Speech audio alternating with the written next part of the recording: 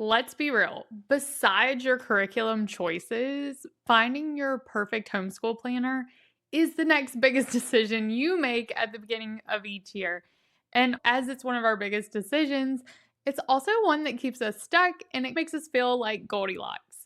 This one's too minimalist, this one's too structured, this one's just right. And maybe we actually never find the planner that's just right. Today, I'm walking you through the three types of planners I've actually used, which is Trello, Erin Condren, and the Schoolnest Planner. Now, I'm going to show you what I think the pros and cons are of each of these and take you through why they may or may not work for you. Before we dive into actually looking at the planners, I want to find out what type of planner person you are because I find that there's three types of planner people and we all fall into one of those, especially in the homeschooling community. The first one is the aesthetic overachiever. You pull out the washi tape, the pens, the highlighters. Your planner is like a work of art. You were meant to be a paper planner person. And your planners are Instagram worthy. They are beautiful. And we are all like, wait, my planner does not look like that. And then we have the planner hater, the ones who want to be organized, but they absolutely hate keeping track of planning and dates and papers. And they're just like, I know I need this, but like, this is my least favorite thing. And then the third type of homeschool planner is like that middle of the ground. You want to have that aesthetic planner. You like have these desires to have it, or you think you do at least. But then after a week, you're like, oh, heck no, I just need a plan. You want something that's simple and functional and actually cute. Like you like opening it, but you are not pulling out all the washi tape and the highlighters and the pens every single week to do your planning sessions. So tell me in the chat, which type of planner are you? And no matter if you're the aesthetic or the I can't stand a plan or the middle of the ground, this video hopefully will help you find one that works for you. In case we haven't met, my name is Brittany Miles. We're an eclectic homeschool family. I have a 7-year-old going into 2nd grade and a 2-year-old that's going to be doing Blossom and Roots early years and tagging along with us this year. I'm a working full-time mom and my husband is a full-time stay-at-home dad and helps tremendously with the homeschooling. In today's video, I'm going to break down the pros and cons of the Erin Condren Homeschool Planner, the Schoolnest Minimalist Planner, and Trello, so you can find out which one fits your planning style, or it'll give you things to think about when it comes to choosing a planner. So by the end of this video, my goal for you is to have found a planner, or at least a type of planning system that you can fall in love with. So let's jump on in and talk about the first planner. So we're going to start with Trello because Trello is actually the first system I started when we started homeschooling. I run a very successful business and I run my entire business off of a project management system. We use Asana, not Trello, but same concept. And so that's what I was used to, is using a digital planning process. And I went into homeschooling, I am going to run this like I run my business and we are going to do this all digital and that's going to work. And I set it up like a project plan. And boy, did it backfire because running a homeschool has its similarities of running a business, but it's not the same. And it means that it needs a different planning structure, at least for us. And so for anyone who doesn't know, Trello is a project management system that is digital. So if you've ever heard of Trello, Asana, ClickUp, anything like that, if you've ever worked with a digital product management system, that's what it is. And they all have different views and different ways to use it. And so the really popular one with Trello is the board view. You can have other ones. And so it's free and it's easy to use for the most part. Starting off with the pro, the best thing is it's accessible anywhere. So if you're traveling, if you're a world schooler, if you're a road schooler, if you are someone who does homeschool in a lot of different locations, like you're not always at your house or you're on the go, this is really, really powerful. Or maybe you have multiple people that are doing the homeschooling. It's accessible to everyone and you don't have to lug around a plan or anything. So that is really, really attractive. Also, since it is in the digital cloud and everything, it's keeping all your records together. So if it is important that you keep your records, this is great because it's housed in there, which is really, really helpful. From the standpoint of one, we're not cluttering up our house with more stuff. Two, it gets to stay there. You can create different boards, different years, things like that. So it's going to stay nice and organized. And then also you can access it from anywhere. It's also easy to reorganize. So we know that no matter how well you plan, like things go disarray. So if you need to move things and drag them and drop them, it's way easier to do it on Trello than necessarily a paper planner, even if you have erasable pens and things like that. It is easier to reorganize. I do like that. And then the other pro of this is if you're someone who uses a lot of links or online software, things like that, it is nice because you can link instead of searching for the link and stuff. You can link it in there. And then while you're in your Trello board, you can just open it up and it pops open the link. That's really, really nice. And so those are some pros of using something like Trello or Asana, whatever you decide to use. And there is a bit of a learning curve, but Trello is definitely the easiest project management system to like up and running. Like I truly believe anyone can up and get Trello running very, very quickly. Now, here's some of the cons and why it didn't work for us. One, sometimes tech is a distraction. Like we try not to have our phones, laptops, iPads, any of that while we're doing homeschool. Two, my husband isn't on the computer all day, every day using project management systems. So it didn't necessarily come second nature to him. And the other problem with any type of project management system is that whoever sets it up usually sets it up with their brain in mind and how to use it. And so one thing that I know is my brain is very different than my husband. So how I was planning this out and how I wanted things checked off and stuff, it wasn't clicking with him. And then how we sat down, how he liked it organized, it wasn't really clicking with me. So since we were collaborating, it's great because we could log in, but then there was also an issue with both of us seeing how to organize this differently. That was also a roadblock. And of course, there's things like we'd go downstairs and the iPad was dead. We were forgetting to plug it up and charge it, so then it would be dead. And it's, oh man, now we have to go plug it up. We don't have our school lessons. And so for us, that just became an obstacle. And also when we travel, we don't usually do like formal schooling in terms of we're not sitting down and doing our lessons and stuff. So we don't need to take planners and things with us when we travel. So not having something digital or having physical wasn't a deal breaker to us. So I do think that there's a place for Trello. I think it's great for people who are full-time travelers. It's one less thing that you have to have, and that's great unless you don't always have access to internet. That can be an issue. Two, if you want something that's very visually pleasing and that you can see, if you're someone who's using a lot of links and stuff, it can be great. And if you're someone who does unit studies, I feel like it is a great place for unit studies. But I want to show you real quick what a Trello board could look like. So when we started with Trello, this is the Trello board I had set up, and you can see so each of these was the date, and there's all different ways that you can do it. You can see our morning time routine. We had cards, and it was like date, weather, Fame and Glory was the book that we were reading, character traits, kindness, poem, hand rhyme. Like that was our morning routine. And then we got into math with confidence. So it was just like, hey, make sure we do our math with confidence, dash into handwriting, all about reading. And then this was our book that we were reading, Part of Blossom and Root. So you can see that these are all in here. And I also found that, and there's so many different ways to set this up. So I don't want anyone to think this is the only way. There's probably better ways. But once again, I was setting up for my brain. And then this is a good example of science, wonders of earth. And then in here, I would link watch, watch, watch. Here's the pages, Age of Earth Walk. Because then my husband, who was doing science, could come in here and be like, okay, check, check, check. We did this. So I was coming in here and I felt like it was very tedious and I was doing this, but it worked for a little bit. It wasn't a long-term solution for us, but this is how we did set it up. So you can see what Trello looks like from a planning perspective. I also think Trello is a great place for some people who want like brain dumping of content. So some people, here's one that someone provided for Curiosity Chronicles for Ancients. And you can see that they did it by week. And there's a lot of resources in here, like lots of podcast episodes, lots of YouTube. So this is one thing I'm saying, like if you were going to set yours up to where, hey, Curiosity Chronicles, and then week 1, we're going to do all these videos. You could see how this could work for you. Now with me, I feel like when I get other people's stuff like this, it makes me feel like I need to do all these videos. So for me, I don't necessarily like this, but I wanted to show you this in case you do want to take it by subject and it's a subject with a lot of links.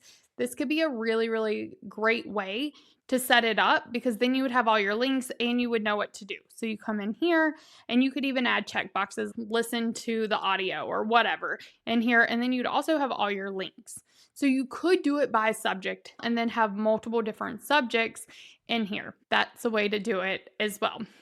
So that's just a look inside of Trello so you can see what is possible when you're looking at Trello for using it for planning purposes. Now tell me in the comments, have you ever used Trello for planning? Do you like it? Do you not like it? Okay, so now let's go to my next one that we did, which is our planner that we used last year, which was Erin Condren. And so that's this planner, the Mouse Academy. I got to customize it. I love this cover. Let's be real. The cover is one of the second hardest decisions about planning is which cover to get. So this was our planner last year. It worked really, really well. And how I set our planner up with this one is I did the days of the week across. So Monday, Tuesday, Wednesday. And then down the side here, I know it's flipped. Down the side is where I did our subjects. Now, this one is only a 5 grid by 7 grid. So 5 down, 6 across, and then you have the big section. So I guess you could use this. It's technically 7, but that one's longer. And this worked amazing for it. So what I did is ELA, which would be like all about reading or literature, handwriting, and then science, math, history/geography, and then enrichments. So that's how I set it. And then each time I would date and then I would put the week that we were on. So this was week 10. So we do 3 terms, 12 weeks. And so I would write the week up there. And over in the next section under the notes, I would put our journal prompt that I was writing, our copy work, and then any read aloud that we were doing. So that's how I set mine up. Now, I will share with you, I am not someone who does like the monthly thing.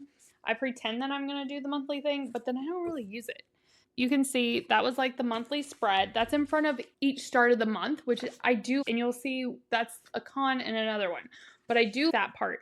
And then at the end of each month, there's a note section. I never use those. And then at the beginning of each section, before the month starts, there's this section.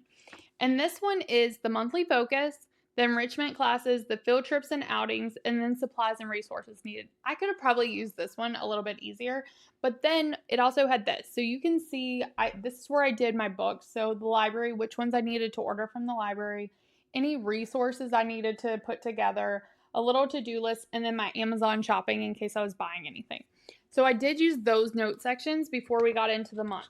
Another thing that I really liked is at the back of this one, it gave you, since this is the homeschool planner, so I should have said that. This is the homeschool planner.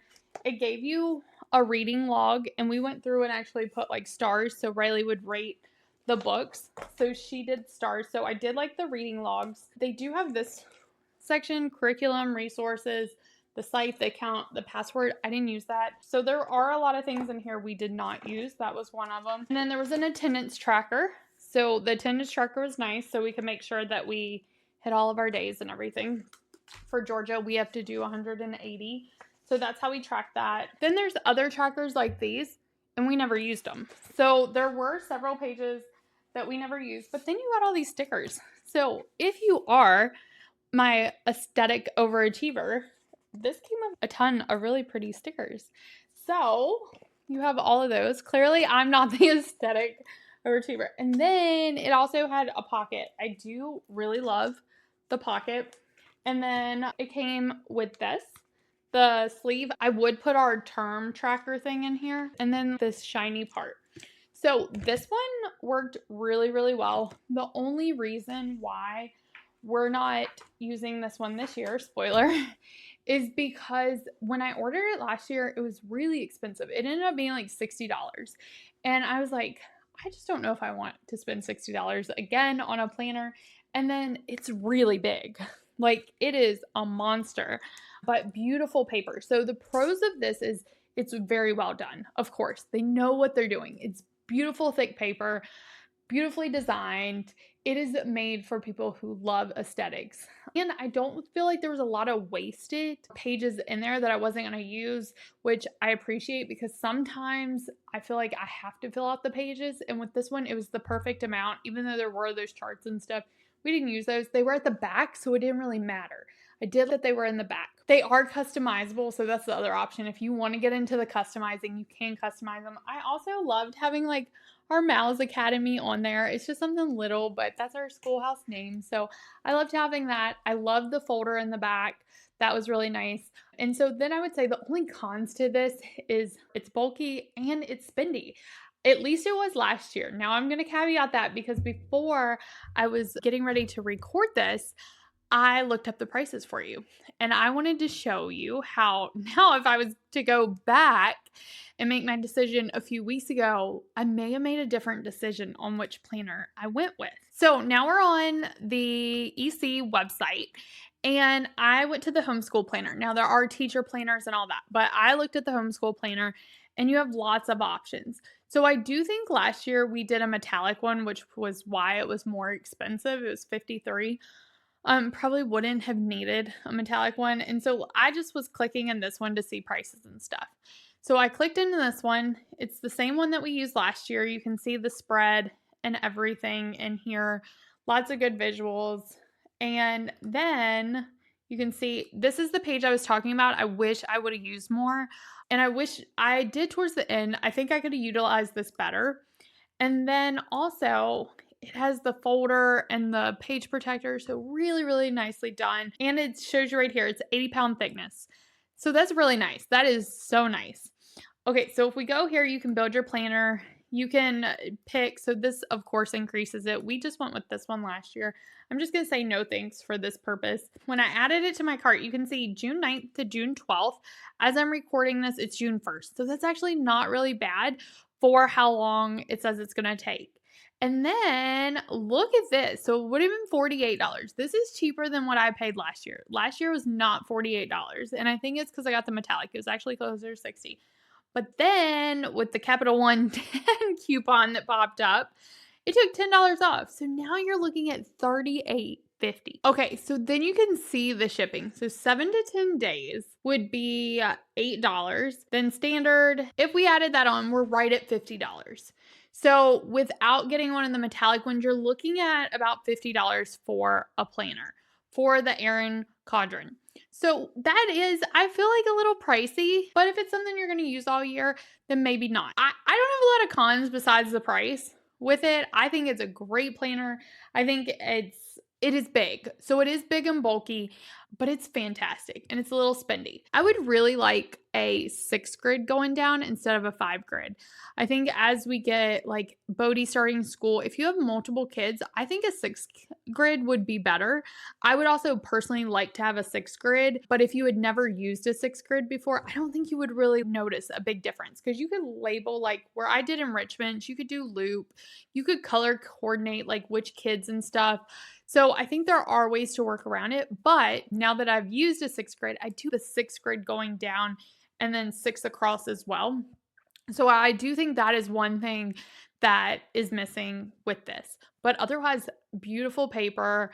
There's so many customization options. So I like it. I like it. I don't think this would be for the person who doesn't like to plan because here's the deal. It is spendy. It is spendy. If you're into aesthetics and you're the middle of the road, this one's great. This one's great. If you are not a planner, do not spend this much money on this type of planner when maybe you don't even get around to using it. I have other options for you that may work out better that won't put such a dent in the bank account if you don't know if you're going to really stick to planning. So that was the Erin Condren Homeschool Planner, the pros and cons. Now let's jump into the third and our last one and the one that I'm actually using this year. And that is the Schoolnest Homeschool Lesson Planning Minimalist Notebook. Now, this is the Amazon version. She has 2 versions now. One is pre-order that she actually makes locally to her in the US. Thicker paper, more expensive, nicer cover. So like I'll show you all of that. But this one's the one you get off of Amazon. It's $24. It is not a laminated cover and it is not comb bound. So I just want to reference that. It has an actual like spine on it. So you can't like flip it and hold it open like this. It is one that's like a book that does like to close on you. So I'll show you that on Amazon what this did. I took this, it cost $24, and then I took it to Staples. They cut off the binding, they binded it for me, and then they bound it for me for $8. So we're looking at $32 to have this completely done. We were just looking at the Erin one, that's $50.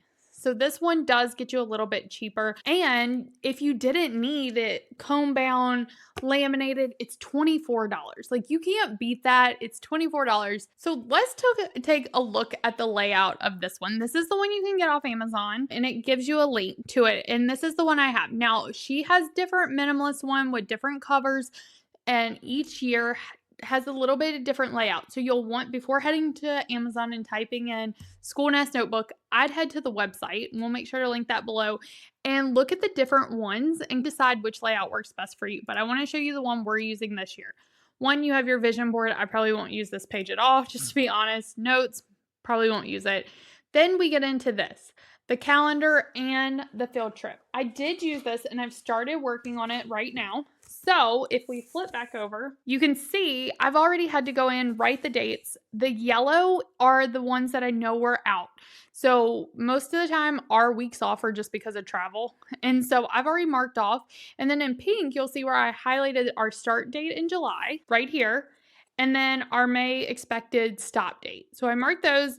And then the numbers beside of here, that's how many days I expect us to do school. And so up at the top, I take 180, divide by 12 because we do year-long schooling. And I know that we need to hit about 15 days per month or 60 days a term. And so that's going to get us down to what we need. And so I kind of estimate so I know when we're going to start and stop. Now, I say we do year-round schooling because we do. We go over 180 days because we do like unit studies and stuff like that. But this is just for the state and just meeting my requirements. And so that's how I like make sure that we're meeting state requirements.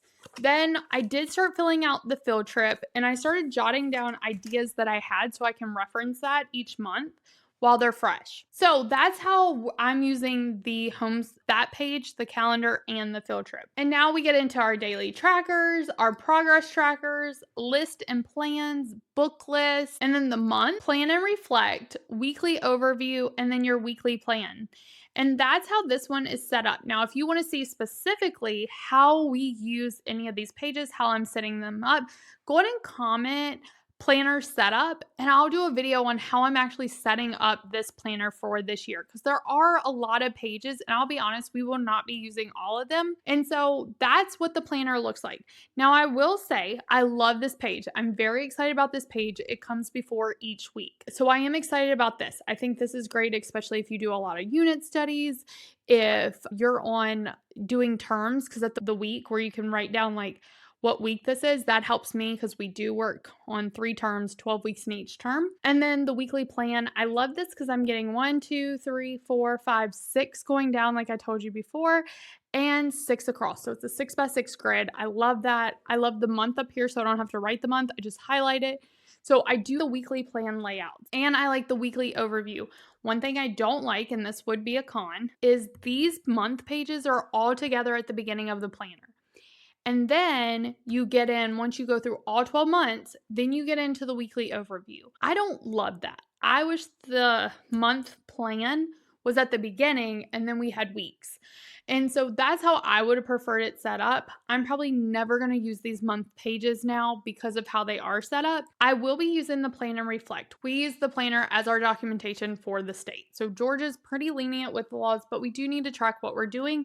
And so my plan for this is each month I'm going to go in and just write down some notes like, we completed math with confidence, XYZ. Here was our read aloud.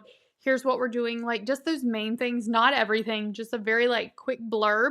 And then I'm going to print out some photos from my phone and stick them on here. And then my goal is that at the end of Riley's schooling, then at least we have a whole reminder. She can have them or whatever she wants. And not only will they be for the state, but it's like a yearbook. because I'm sure we can make yearbooks, but that's one more thing on my plate. And something that she doesn't necessarily get being homeschooled. So that's how I plan to use these. So when we're talking about this planner specifically, the one off Amazon, $24, and then $32 if you take it to Staples and get it bound and everything. Great price point. I love supporting mom-owned businesses, women-owned businesses, so that's a plus. It's not as bulky and as thick as the Erin planner, so that's a perk. I love the 6x6 grid. I love the weekly overview page that I think is going to be huge for me this year. I do like the reflection pages, so I think that the design is really nice. It's aesthetically pleasing. And the cover, that's great. You do have lots of different options on her website of different covers, layouts, and all that. So you'll want to check out that. But with the Amazon specific Schoolnest planner, the paper is thin because it's printed by Amazon, I'm pretty sure. The paper is thin. It's not great paper. I don't love that it's not like white. It's a very off-white paper. And for some reason, that just really bothers me. I want white paper. This is off-white. It's very, very thin. There was the extra step that I took to get it laminated and bound, so it works for, I like to flip and be able to turn the page and only focus on the week that we're on. And then I don't like how the months are all in the beginning and then we get into weeks. I'm not a big fan of that. And I do feel like there's a lot of things in here that I'm not going to use, but I feel required to fill them out with the progress trackers and stuff like that. And instead of like with the Erin one where all those are on the back so I can forget about them, these are all front loaded. So it goes, I have to go pretty far into this planner before I even get to our first week. So when we look at this, this is how much is in the front, like before we even get to week 1 of school. So to me, that's like a bunch of stuff in the front of the planner before I even get to the first week of school. So you can only imagine, like if you're halfway through the school year and you're doing your weekly reviews, you're going to be way back here. So I wish that all those trackers and stuff were moved to the back of the planner. So it was more backloaded than front loaded. Then I would be able to forget about those trackers. But now they're in the front, it's like the first thing you get to. So I don't love that about it, but I do love the layout. I really love the layout. I think it's going to work really well for our family. And to me, that's more important than some of the other things. And when it comes to an undated planner, I will say that one, I hate undated planners because I hate that I have to go in and write the dates. Like I'm just not a fan of undated planners, but it is what it is. The Erin planner, I had to write the date, the month, all that, the week. With this one, she already has things built in where it does make it easier. Just highlight July, highlight the days this week, and then at the bottom I can highlight what week we're on. I do like that. I do like that way better for an undated planner. So for an undated planner, I think this one is set up better for the people who don't like to plan and the people who are middle of the road because she sets it up where you don't have to write out a bunch of stuff. So with this one, I think this planner could actually be great for any of the 3 types of planners because it's at that price point of $24 where if you're not someone who loves to plan, and you don't use it, it's not like breaking the budget. It's half the price of what the Erin planner was. I also think if you are someone who likes to doodle, you like to really design, you have that option in here. The only problem is the paper is really, really thin. So it probably bleeds. Not with the pens we use, but I'm not using markers and all that kind of stuff. I use these pens for everything, the erasable pens. And so with me, like nothing's bleeding. I'm not doing a ton of doodling and stuff like that. So that is something to keep in mind. And if you want to see how I'm setting this up for this year, just type in planner setup and I'll totally take you through step by step which pages I'm using, which ones I'm not, how I'm setting them up. Now, here's the caveat with everything I've just said. Since I decided to go with this planner and this year, Schoolnest has now released handmade planners. So these are ones that she's making in her shop, but they're pre-order only.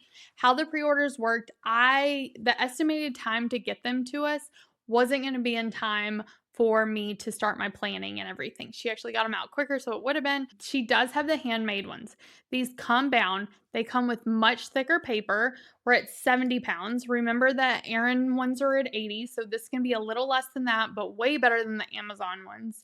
You have a nicer planner. Then it's the same layout, but you can choose if you want a 7 vertical columns or if you want the 6x6, which is what I got. So with this one, it's pre-ordered, so I can't even look to see because this is the thing. You can't just get them. You have to wait till she's doing a pre-order. And I don't know how much shipping is, but you're looking at $45 plus whatever shipping is in order to get these. So then we're about the price of Erin Condren. And I'm going to be honest with you, if I were to pick between the two, I do the layout better of the Schoolnest.